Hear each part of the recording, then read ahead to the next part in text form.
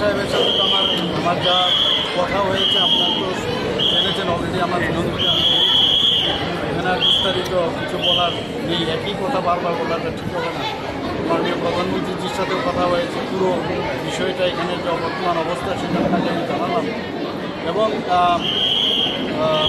মাননীয় গৃহমন্ত্রীজি আমাকে বললেন যে উনি একটা টিম অতি সত্তর এখানে পাঠাচ্ছেন, পুরো সমস্ত জায়গা এখানে দেখবেন, এসে ফিজিক্যালি এসে ওনারা দেখবেন।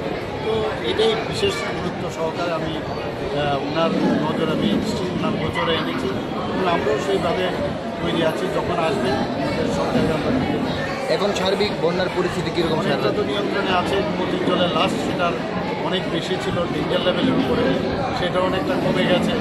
তো এখন হচ্ছে রিস্টোরেশনটা ভেরি ইম্পর্টেন্ট।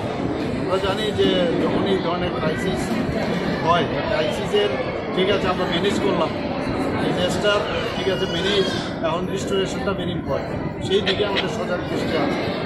আমি সমস্ত অফিসারদেরকে বলেছি, কালকে আমাদের যারা পার্টির যারা ব্যক্তিরা আছেন তাদেরকেও বলেছি, অন্য পার্টির যারা ওনারাও যেন সাহায্যের হাত বাড়িয়ে। আমরা সবাইকে বলছি যে এইরকম একটা মানে অবস্থা, সেই অবস্থার মধ্যে আপনারা সবাই জানেন কীভাবে কোভিডের সময় আমরা মোকাবেলা করেছি, এই অবস্থাকে আমরা মোকাবেলা করে সেটাকে ওভারকাম করি। দেশের অন্যান্য রাজ্যেরও মুখ্যমন্ত্রীরা আপনার সাথে কথা বলেছে। এর মধ্যে আজকে একটু আগেই আমাকে উত্তরপ্রদেশের মাননীয় মুখ্যমন্ত্রী যোগীজি আমাকে ফোন করেছেন, সমস্ত খবরাখবর নিলেন ত্রিপুরার কি ভালো বিপদ বর্তমানের এই যে অতিবৃষ্টির কারণে।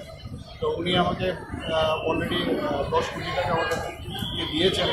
তো আজকে মধ্যপ্রদেশের উনি মুখ্যমন্ত্রী উনিও 20 কোটি টাকা দিয়েছেন।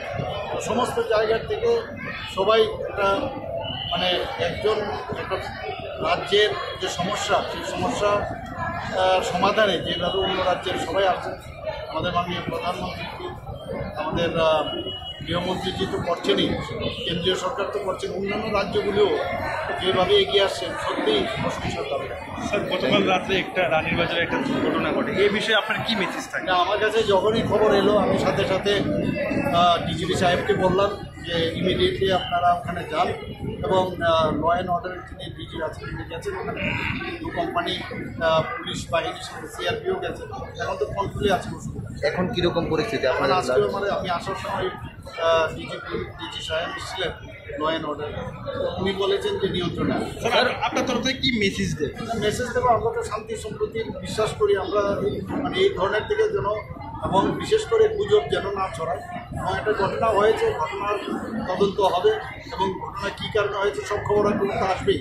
এই ধরনের হওয়াটা ঠিক না, বাঞ্ছনীয়। স্যার, একটা বিষয় মানে বেশ কিছু বাড়ি ঘরে আগুন ধরিয়ে মানে এদের সর্বস্ব চলে গেছে।